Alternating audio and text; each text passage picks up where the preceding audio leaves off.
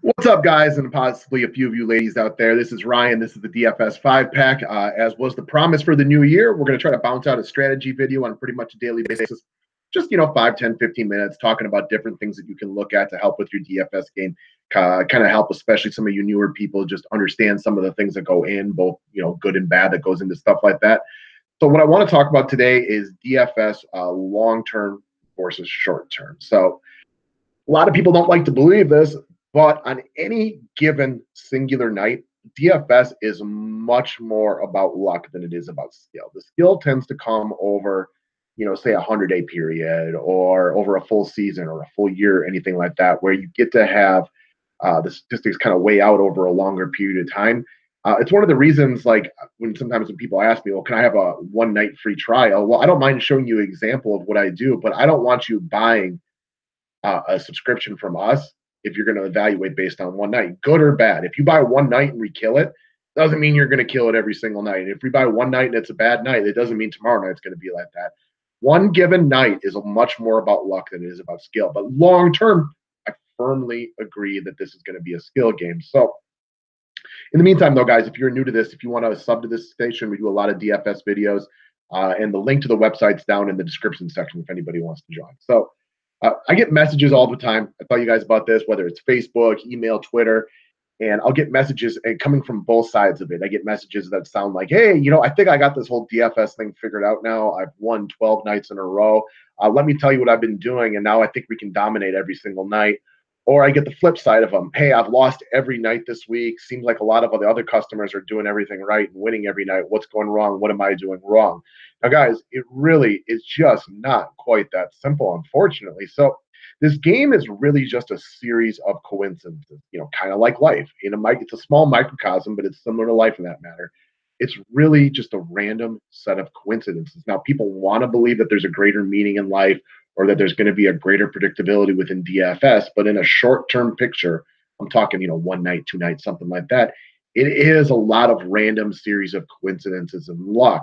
Now, over the long term, I cannot repeat, long term, I believe firmly this is a skill game, and the cream will rise to the top if you look at this over a season, a month, 100 days, a year, however you want to look at it. But long term, we're talking skill, but short term, it's luck. And so I've mentioned a million times, I used to play poker for my money back in the day. And if I'm were to put somebody in, and let's say I get them to go all in and I have aces and they have kings, and they manage to flop that king and they beat me, you got to learn to live with something like that. Now, if it happens 3 times in a row, it doesn't mean that you don't want to stop sending your money in with it being a 4-1 favorite.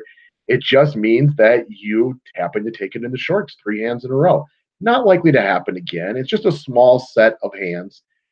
More than likely, you're probably going to win, 9 of the next 10 or 10 of the next 10. It's just a small sample. It doesn't mean that kind of stuff's going to come to fruition over and over again. So I got a buddy of mine I talked to on Twitter, and he was telling me in the month of December that basketball lineups that he sent out went 21-9. Very good month. That's a very solid month. You're looking at about a 70% win percentage right there. That's an excellent month for NBA DFS. But at the start of January, I think they had lost 4 or 5 nights in a row. So the customers are coming to him. What's happening? What changed? What's different this month? Well, obviously he was a little lucky and a little hot in December. And so far in January, he's probably got a little bit unlucky. And that's just the nature of this game goes. I cannot tell you how many times for both DFS and for playing poker where I've rode like a serious hot wave.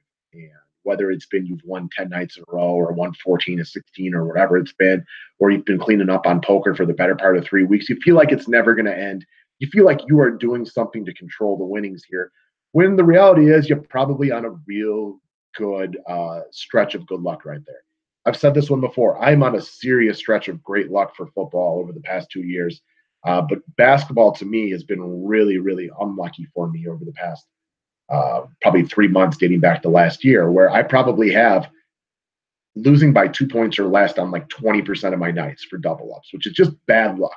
Doesn't mean that won't change starting tonight, but a lot of the good luck you're getting here, you're getting some bad luck over here. And it will work out long term, but on a short term period, us as human beings, we have a tendency to over-evaluate things from time to time, or think maybe it's something that we're doing. And what I want to talk about is I watched a lot of sports this weekend, and I watched sports obviously real analytically. Some people think I'm kind of a bummer or boring to watch sports with. Yeah, I get that. I look at it a little bit differently than most people, but I just want to bring up a few examples to kind of drive my point across. Just stuff that I looked at this weekend as examples of how the stuff works out. So, first football game of the weekend, we had Kansas City versus Tennessee. Obviously, Kansas City blew a giant lead, and the Titans made a nice comeback. Congratulations to the Titans. That sucks if you're a Kansas City fan. Well, when did everything change? Everything changed in that game when Travis Kelce got hurt. And I haven't heard it brought up a lot of the times, but when you lose who could legitimately be your best player, that makes a big difference. Kansas City's offense stopped moving once Travis Kelce left the game. That was a big influence on this game. So what does it do? Now, I did not roll with Alex Smith as my quarterback this weekend, but he was obviously the chalky of the quarterbacks. I liked him. I understood why he was chalky, but I look at it that was good for me as a Drew Brees owner this weekend because Alex Smith lost a lot of his potential after Travis Kelce went out. He really is a big part of why that offense goes. So if Kelce is in this game, it is entirely possible Kansas City rolls. Derrick Henry, he doesn't become a thing. He's not involved in the passing game. So if KC's up 3 touchdowns and Tennessee can't run the ball, Derrick Henry likely doesn't become a thing. Later in that game, we had the Mariota to Mariota touchdown. Now, Marcus Mariota wasn't really highly owned, so that portion only had a minor effect on the scoring of the game. But if they don't get that touchdown there and they kick a field goal, that again has a major influence on the rest of this game right here. You cannot predict, you cannot call a Mariota to Mariota touchdown. If you played Mariota, that's awesome, right? I mean, you're not going to get something like that. That is a really cool scoring play, but that changes the entire way that this game works out. So a couple of things as simple as a Travis Kelce concussion and a Mariota to Mariota touchdown had major effects on a lot of the other players that played in this game, including Derrick Henry, Alex Smith, and so on down the road. Okay, well, let's talk about the Suns versus the Oklahoma City Thunder from last night. Obviously, guys like Booker and Westbrook were super chalky, and they were played really well early on. Now, what happened in the third quarter and early in the fourth quarter, the Suns' second unit just went berserk, launching three-pointers, burying every shot that they took. This meant that Devin Booker barely touched the court in the fourth quarter. And when he was out there, he didn't even really need to do anything. So Booker was about 50% owned last night, and both halves got seriously affected by this. If the Suns' second unit doesn't go like just berserk, just from my guess watching that game, I bet you Devin Booker runs into 10 to 15 more DK points, which would have a major influence on that slate. Westbrook was really highly owned, as he should be. He ended up with 61 points, but he didn't really get to do much in the fourth quarter because they brought him in for a little bit. But at that point, I mean, they were, heaving up desperation threes. He couldn't be as aggressive as he wanted to be. And then he got pulled for the last few minutes. If the Suns' second unit doesn't go berserk, then Russell Westbrook probably ends up with something more along the lines of 70, 75 DK points. Well, he was huge owned, so it would have only had so much of a difference on that game, but it did make a difference. So if you played Booker, if you played Westbrook, if you played anybody from those starting units, you can't take into account that the Suns' second unit is going to have their best night of the year. That's not something you can plan for. And if you're planning for stuff like that, it's going to hurt you more times than it helps you. But it had a big influence on the game. All right, let's go back to football for a second. The Rams versus the Falcons game. There was a couple things that happened right here that, if you pulled guys from this game, it hurts you. So I'm not going to go into a specific example of the players, but if you watch that game on Saturday night, you couldn't really take into account that the field was going to be so messed up from putting in the new turf. Guys were slipping left and right. That had a serious influence on the whole way that game played out. On top of that, you had the special teams fumbles by the Rams that really hurt guys on sides of the ball for how they were going to be used. That had an influence on the game. Again, these are things that you can't plan for.